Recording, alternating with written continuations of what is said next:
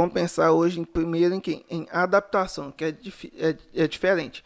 A acessibilidade, acessível, ou é quando você faz uma reforma, ou você já, desde a planta, já faz aquilo para receber pessoas com deficiência. E a acessibilidade não é só para cadeirante, também é para pessoas que têm mobilidade reduzida. Para grávidas. Então, idosos, então, que geralmente idosos têm a mobilidade reduzida. A princípio seria que rampas de acesso. Mas a rampa não é simplesmente você pegar e fazer um desnível que tá não. Tem a lei, tem a questão de graus, eu não vou saber assim, mas é em média de 12% de grau e geralmente é 1,20 m a rampa toda. Sei que isso é difícil, mas também não é impossível. Porque às vezes a gente vê, só no Brasil hoje tem 17 milhões de pessoas com alguma deficiência. E a grande parte, primeiro é visual, segundo é motor, depois é auditivo. Então, pro visual, então tem que ter aquelas demarcações no chão, para ele poder com a bengala e tudo. E para nós cadeirantes, porque às vezes as pessoas têm que entender. O cadeirante, existe cadeirante que é dependente e tem os cadeirantes que são independentes. Só que dependendo, mesmo sendo independente de como que é a rampa, a gente precisa de ajuda. Não é que a gente não quer ajuda. A gente quer, se a pessoa oferece ajuda, é porque realmente a pessoa está preocupada, principalmente com o quê? Sua segurança. Tem alguns que é ignorante e acham que é dó. Não. Muitas pessoas eu tenho conversado, às vezes vê, tem o quê? Segurança para não cair. Mas apesar que cair é normal. E eu já caí muitas vezes. É isso aí. Se você já caiu muitas vezes, conta uma história aí engraçada de alguma vez. Não, tem duas engraçadas. A primeira eu tava na sala da minha casa. Eu tava igual com essas namoradeiras, essas meninas que ficam na janela. Sei. Isso. Porque eu tô na cadeira de roda, eu tô na janela de casa sem mentira nenhuma. Só parece que eu, pescoço. Se alguém passar na rua achando que eu tô querendo tomar conta da vida dos outros. Aí beleza, aí tava chegando no horário de eu tirar a sonda. Tava eu e meu pai conversando. Como que eu tenho muitos espasmos? Espasmos são movimentos involuntários. Na hora que eu virei a cadeira para poder ver... Não, meu pai vai falar um monte na minha cabeça, que eu não gosto que eu conte isso, não. Mas na hora que eu virei a cadeira para mim ir pro quarto que tá na hora de passar a sonda, me deu um espasmo, eu caí. Eu virei. De vez meu pai me levantar, ele grita minha mãe, os dois sentam e começam a chorar. Porque eu tinha pouco tempo de lesão, eu tinha aqui uns 3, 4 meses de lesão. De vez me levantar para depois já não. Os dois começaram a chorar, eu lá deitado com a perna para cima. Espera eles me levantar, eu fui falei com eles, ó, pelo amor de Deus, me levanta, depois chora.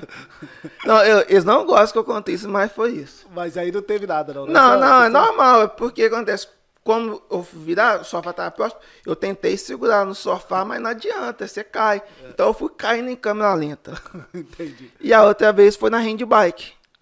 Eu tava treinando um dia, aí eu tava chegando do treino, só que tipo, já é comum de eu chegar e eu já virar handbike e ficar na posição esperando minha mãe para abrir o portão para mim entrar com ela.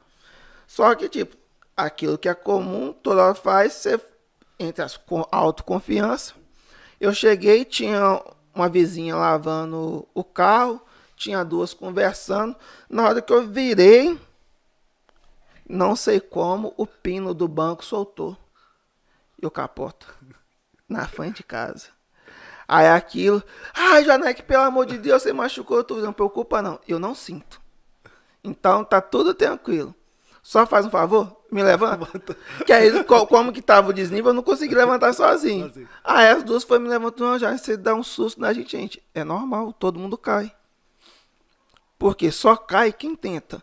Porque se eu fosse pensar naquilo que o médico falou quando eu te recebi alta, que talvez eu não iria mais sentar por causa da altura da minha lesão. No mesmo dia que eu tive alta, já sentei para tomar banho. Com 5 dias depois de alta, eu voltei a fazer fisioterapia sentado. eu não posso acomodar. Então, cair, a gente vai cair. Mas seja tentando. Tem que deixar o recado. Quando cair, levanta primeiro. Levanta. Apesar que eu não consigo levantar, que eu não ando.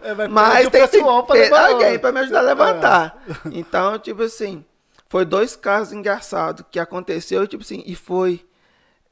se eu tivesse programado para fazer aquilo, não consegui. E se tivesse filmado, ia ser engraçado. Então, tipo assim, igual a gente está conversando aqui, as pessoas riem, eu não ligo. Porque se eu fosse pensar em tudo que me falar desde o início, hoje eu estaria em cima de uma cama. Então, desde o início, opa, isso que tem que fazer.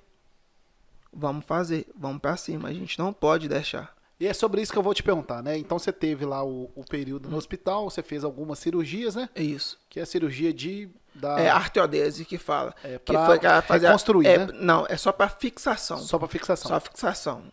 Aí você fez a cirurgia, né? Na Isso. coluna. Isso. Fez a questão do pulmão também.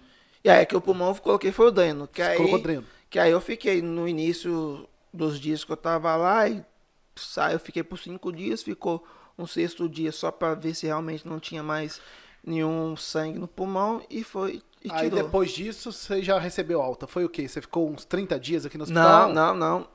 Eu acho até um pouco estranho. Quando eu converso com as pessoas que já têm a lesão medular, muitos têm em coma induzido, por causa que teve muita lesão. E eu não tive, entre aspas, muita lesão. Nem no CTI você ficou? Não, CTI, eu só dormi, acordei e tive alta. É por causa da cirurgia, né? Isso é padrão, né? Não, porque até então, por causa da cirurgia, achou que eu ia ficar um tempo maior, que eu não ia reagir bem. Sim.